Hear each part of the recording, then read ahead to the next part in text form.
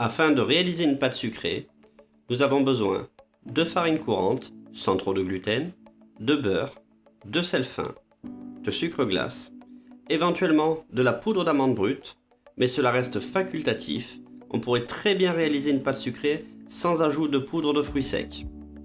Et pour finir, une hydratation amenée par de l'œuf entier.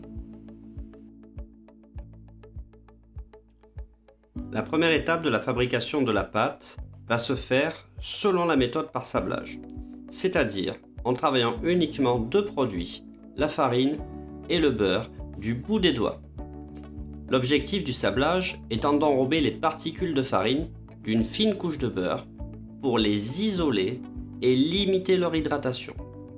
En effet, la farine contient en outre une protéine qui s'appelle le gluten qui s'active en présence d'eau et à la suite d'un travail mécanique.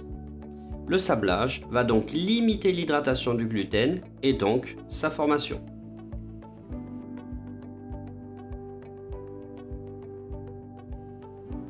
C'est la raison pour laquelle il est d'usage d'utiliser une farine sans trop de force pour la confection des pâtes sucrées. On utilisera également une farine plutôt d'un type 55 qui ne contient que très peu de son. Il est important de ne pas prolonger le sablage sous peine de faire ressortir l'eau du beurre qui hydraterait directement les particules de farine et on se retrouverait avec une pâte qui serait très difficile à travailler. Une fois l'étape de sablage réalisée, on peut donc ajouter le sucre glace qui peut être préalablement tamisé, le sel fin et la poudre d'amande brute qui reste encore une fois facultative mais qui apporte une certaine typicité, une rusticité à la pâte.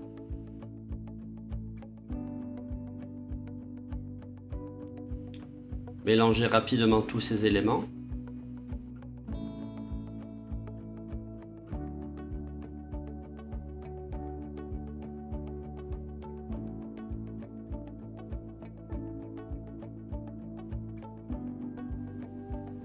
Réalisez un puits au centre de la calotte, un puits qu'on peut appeler également une fontaine, et intégrez l'œuf entier à l'intérieur de la préparation.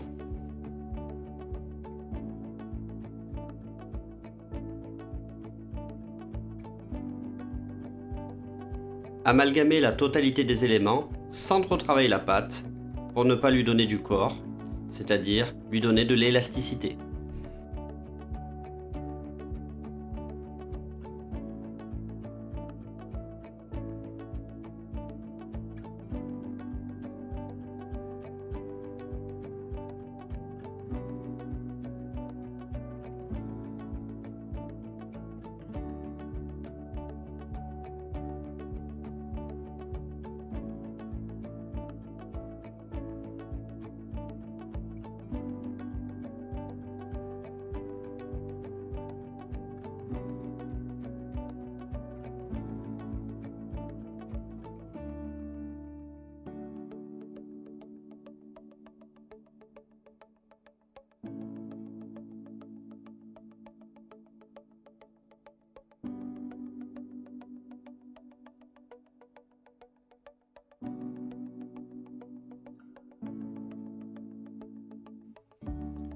Une fois les éléments amalgamés, positionnez la pâte sur le marbre et la phrasez, c'est-à-dire l'écraser avec la paume de la main pour la rendre homogène.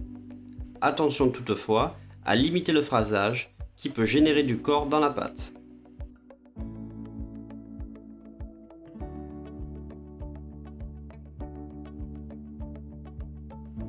Donnez une forme circulaire à la pâte et la mettre sous faible épaisseur.